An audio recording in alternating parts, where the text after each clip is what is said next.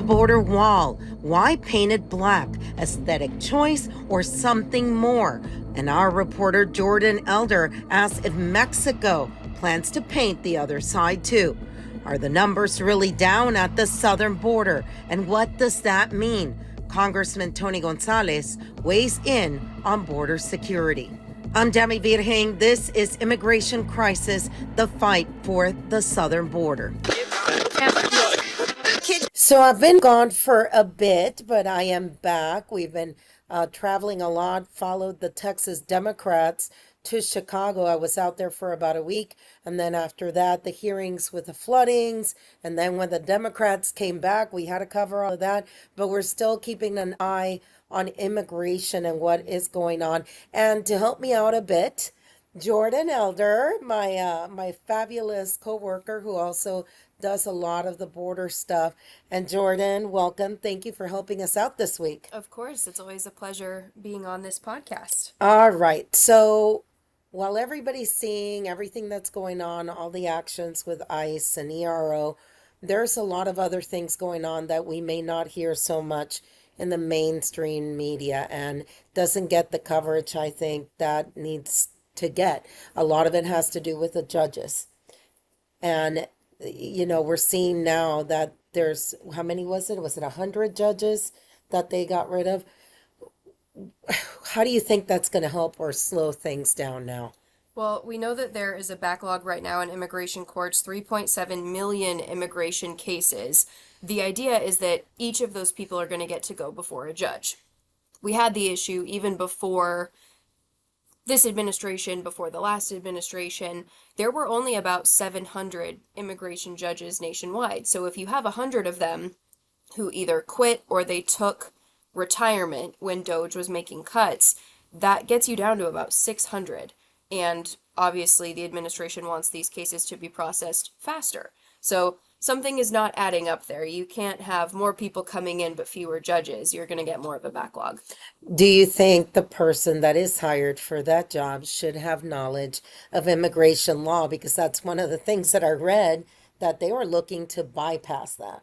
Yes, that's the new thing that the Department of Justice has just announced, is they need to fill those positions for judges, but they don't necessarily need to have immigration law experience. There's the new rule in there that says, they put in the Federal Register, immigration law experience is not always a strong predictor of success as an immigration judge.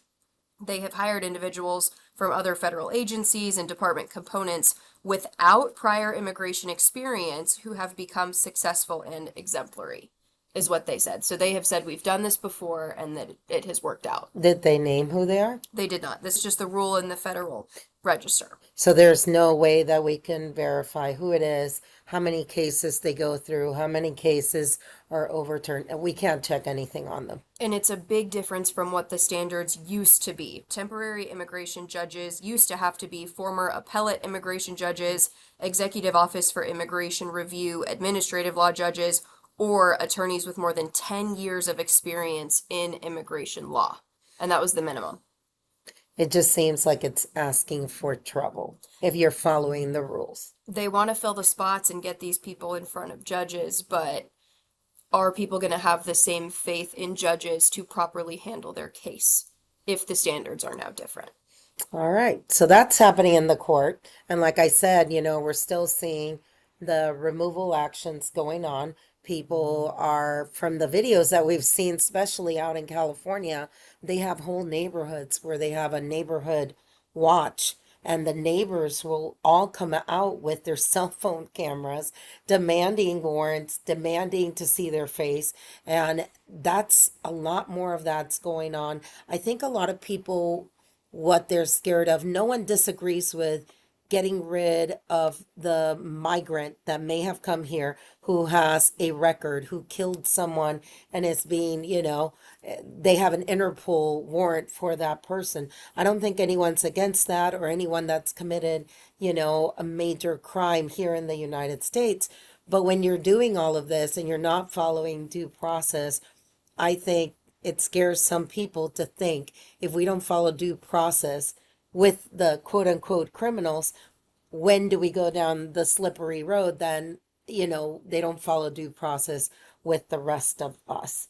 So I don't know what you've been seeing, because I know we keep track of what's going on, what people are posting. What are you seeing that people are saying?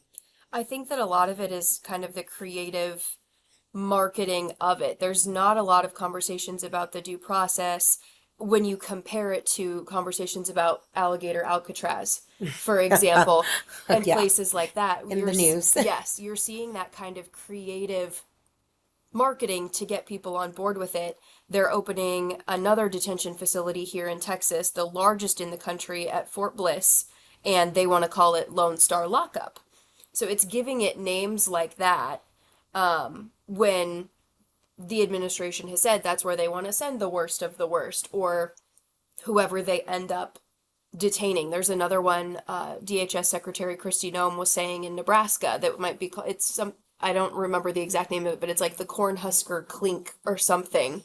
And they want to give them all these A gimmick name, names. yeah. Yeah, kind of a gimmick name, because that's going to get you to remember it. You may not remember the conversations about immigration court backlog, due process, but you'll remember that. You'll remember Alligator Alcatraz. Yeah, and I saw also that they're trying to now use some of the space at the Great Lakes Naval Station, which is where all the recruits for the Navy go.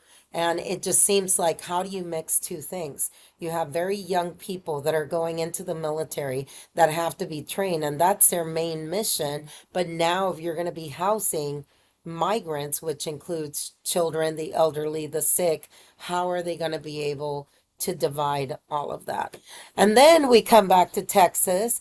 What do they want to do to the beautiful wall now? So this was a new development just in the last week or so.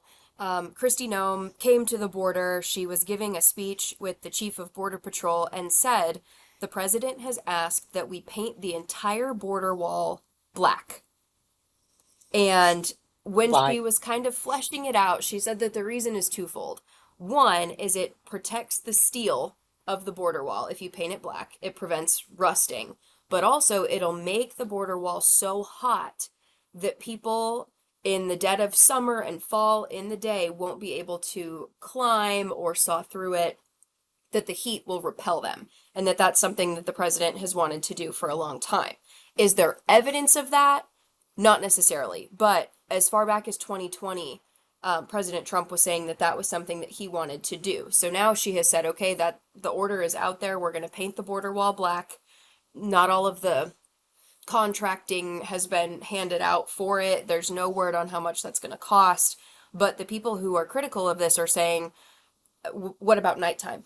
You Well, can just exactly. wait for the sun to go down and then it won't be as hot. We're seeing people take ladders to go up and over. They're already wearing ghillie suits, gloves, things like that to protect them from the heat. So it'll be interesting to see if they keep record on how effective this really is. And keep in mind, there's not a lot of people attempting to cross right now. Exactly. This The isn't, numbers are very the low. numbers are very low. We're not in the heat of it like we were a few years ago, where you're seeing a bunch of people every day trying to get over or under the border wall. I mean, and we have to also look at, if they're doing the request for procurement, who's going to get that contract? Mm-hmm. Because to me, that sounds kind of like the buoys that are in the middle of the water. I know you're obsessed with the buoys. I mean, what's going on with those? Have they installed any more? They haven't. They are expecting to give out a contract for a new stretch in Cameron County by the end of September.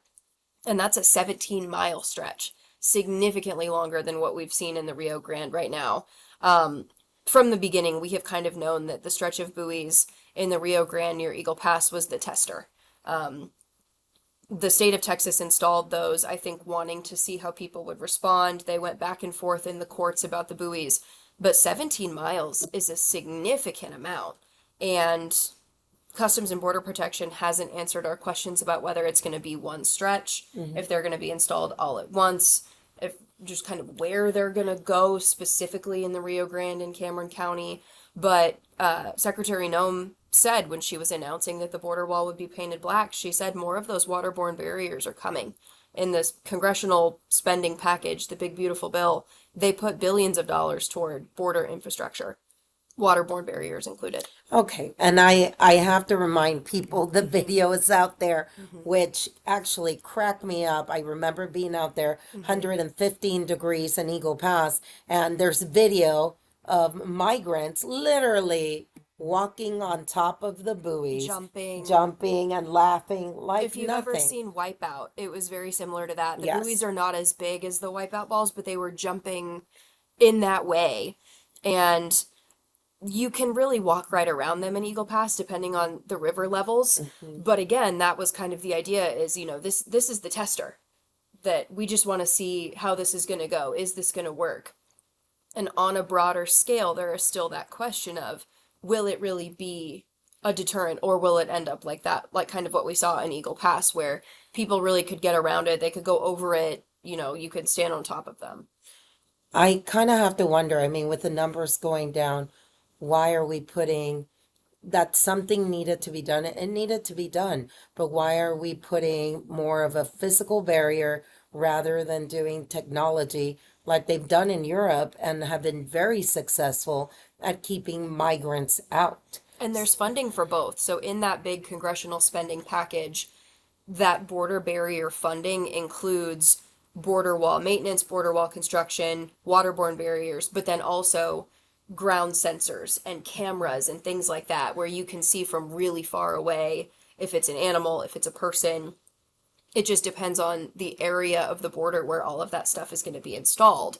One of the questions that I still have too is a lot of this stuff is going to end up on the northern border as well. There have been cities in Montana and Border Patrol regions that have been thinking up on the northern border about buoys and about barriers like that as well. We don't see nearly the same amount of crossing and issues up on the northern border. There is drug trafficking, there are things like that, but it's nowhere near what we've seen on the southern border. But there's been money allocated for up north too.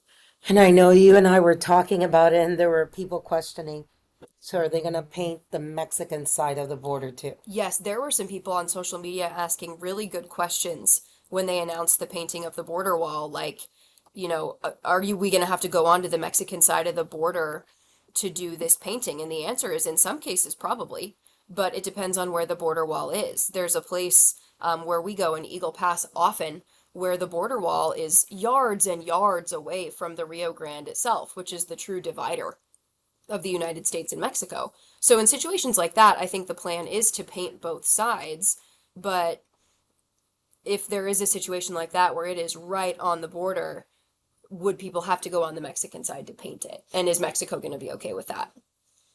I don't know. Personally, I don't really see President Scheinbaum saying, "Yeah, you can Yeah, cross please over. come over. Please come over and start painting." Mm-hmm. Unless they just hire Mexican workers and her economy makes the money.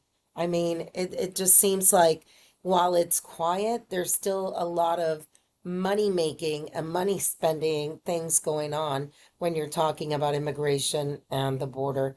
You also have your Border Watch. Mm-hmm. Where can people check out the Border Watch? You can go to the News 4 San Antonio or Fox San Antonio YouTube pages. We do a Texas Border Watch every week where we take 2 or 3 topics just like this and break them down for you, show you video of people painting the border wall, for example, and give you kind of a forum to ask questions about anything that's going on. And we look at it specifically from that Texas angle. All right, what are your handles? Jordan Elder TV. Jordan like Michael Jordan, Elder like old person. Congressman Tony Gonzales of Texas's 23rd district joined us for an update. His district stretches across more than 800 miles of the southern border, making it the largest border district in the country. Congressman Tony Gonzales is the highest enlisted service member to ever serve in Congress. He has worked hard to take bold legislative steps to address serious challenges, such as the 988 Veterans Crisis Line he's worked on establishing. Joining us now is Congressman Gonzales. Thank you so much for being here. We appreciate that. Congressman, you've improved the life of many veterans, supporting through mental health care options and health care benefits. Let's talk about the 988 Crisis Hotline. It's an important hotline, and it's one that a lot of veterans use, and we have to make sure that it's well funded and it expands. I'm a 20-year veteran. I served in Iraq and Afghanistan. You would never guess that I'm 100% disabled. You would never guess that I had a TBI, a traumatic brain injury. You never guess that I had kidney failure and was on dialysis. There's so many veterans that walk around that have all their arms and limbs that you never know what that individual is going through to get through the day or at night or those type of things. So it's very important that we take care of our veterans. And this crisis hotline is something that they can call and talk to somebody and get the services that they need. That's exactly right, and it works. But I'd also say too is not everybody wants to get on the phone and talk to somebody, especially in their darkest hour. This is where I think we also need to apply technology into it. There's apps for everything, and apps work. If you have an anonymous person that you can reach and you can get that help that you need, maybe without going through the traditional route, I think that's another avenue that we need to look at, especially for OIF and OEF veterans, younger veterans that don't necessarily want to talk to somebody about their problems, but they do need help, that immediate help. And when you were setting this up, were you focused on the veterans who had left the military recently or have been out for a few years? Man, that's a great question. It's a mixture of both, and I'll give you an example. I got asked 2 years ago by Space Force to come visit Shriver Air Force Space Force Base in Colorado. I'm happily to do it. I go out there and visit. The reason why they wanted me to visit that base was the #1 base for suicide. And so they were asking for funding for a gym, for a fitness facility, and we helped get that. Here later this month, we will cut the ribbon on that. But here in San Antonio, I'll bring it back home. Here in San Antonio, every Space Force Guardian goes through basic boot camp at Lackland Air Force Base. So whether you're in the service or whether you're out of service, it's very important that we take care of our veterans and our active duty service members as if there are no difference. Well, thank you for doing that. Real quickly, President Trump recently has been doing a bunch of immigration raids across the country. Sure. What are your thoughts on that? I know that it's a very fine balance to border security and meeting the humanitarian needs of migrants. Yeah, one, I appreciate the president enforcing the law. I think it's very important. You and I have to follow the law. Americans have to follow the law. I think it's very important that we have law and order in this country. It's a very, very sensitive and a delicate situation. If somebody's working and they're going about doing their business, you shouldn't put them in the same category as a convicted murderer. If you get pulled over or you get arrested for jaywalking, you shouldn't be in the same jail cell as Hannibal Lecter, right? So there's a difference. And one thing in particular that I look for is let's target convicted criminal illegal aliens, there's over 600,000 loose in our country. I think if the president focuses on that, it's a win-win situation, polls very high. Is there a particular way to do that? Yeah, it's through task forces. It's essentially pulling all your resources, state, local, and federal task forces. They're called anti-gang task forces, usually led by the FBI, where you'll have the sheriff's department, where you'll have DPS, where you'll have HSI and Border Patrol get involved. Those task forces, when they're all rowing in the same direction, that's how you go after the worst of the worst and the bad actors and get some of these really bad people off our streets. And we know that you work closely with all these task forces because I do. District 23 has the largest border, keeping an eye on everything. That's Thank you right. so much for being here. Yeah, We thank you. appreciate that. The congressman did that interview with our Marisa Mendoza on August 22nd, but we have sad news to report today. We wanted to share the news out of Uvalde, Texas. New details are emerging about the death of a staff member in the congressman's office. Regina Santos Aviles, 35, died early Sunday after being flown to San Antonio Hospital. Fire officials say she was found badly burned inside her home. Her mother told the San Antonio Express News that Regina's last words were, "I don't want to die." She was taken to Brooke Army Medical Center in San Antonio, where she later passed away. Congressman Gonzales released a statement saying in part, "We are all heart-stricken by the recent news. Regina devoted her profession towards making a difference in her community. She will always be remembered for her passion towards Uvalde and helping the community become a better place." The cause of the fire is still under investigation. Friends, that is all for this week and another edition of Immigration Crisis, the fight for the southern border. We want to thank Jordan Elder and also Marisa Mendoza for joining us from San Antonio, Texas. I'm Yami Virgin, where we continue to be the eyes and ears of the southern border. Until next time.